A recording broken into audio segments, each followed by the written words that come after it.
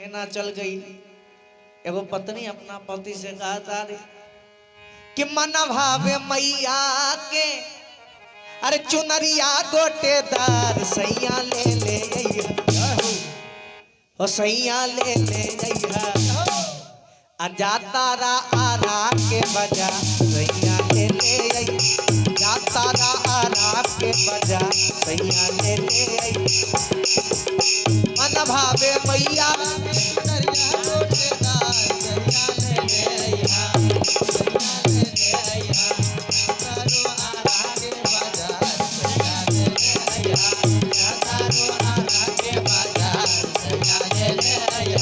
मन भावे मैया के चुनरिया गोटेदार मन भावे मैया के चुनरिया गोटेदार सैया ले ले सैया ले ले तारा आरा के बजा सैया ले ले तारा आरा के बजा तारा आरा के बजा सैया ले ले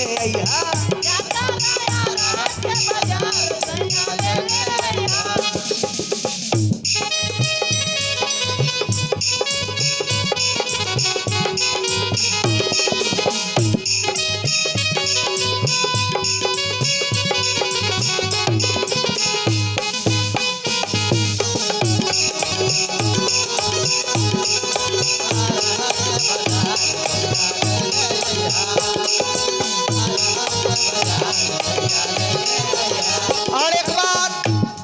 आप लोग भी माँ के नाम पर बुलंद स्वर में जय घोष करें। बोलिए प्रेम से माता भगवती की गैया के गोबारा ले अइहा लाले नदी गैया के गोबारा ले अइहा गंगा जलावा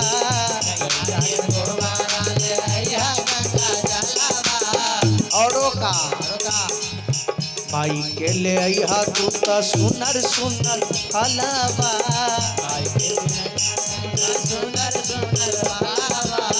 किनी के ले अइहा तू तो सुनर सुनर फलवा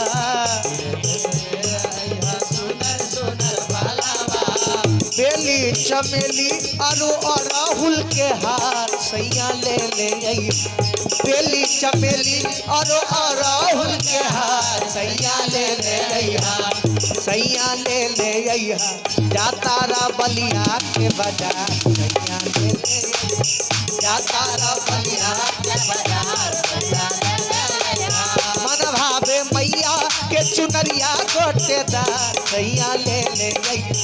मन भावे मैया के चुनरिया गोटेदार सैया ले ले रजबू ले ले जाता रा छपारा बाजार सैया ले ले जाता रा आरा के बाजार सैया ले ले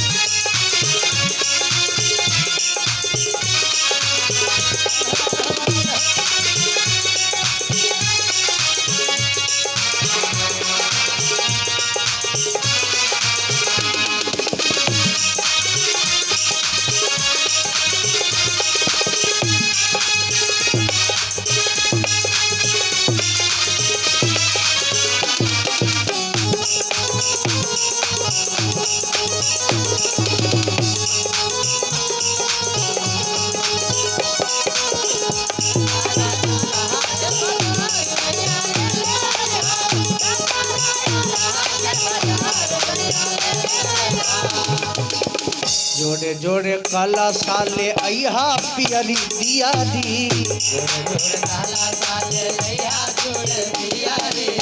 पंडित से ले अइहा तू ले अइहा पियरिया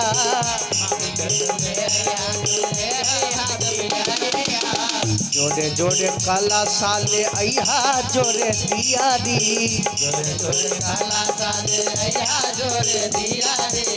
पंडित से ले अइहा तू सारी पियरिया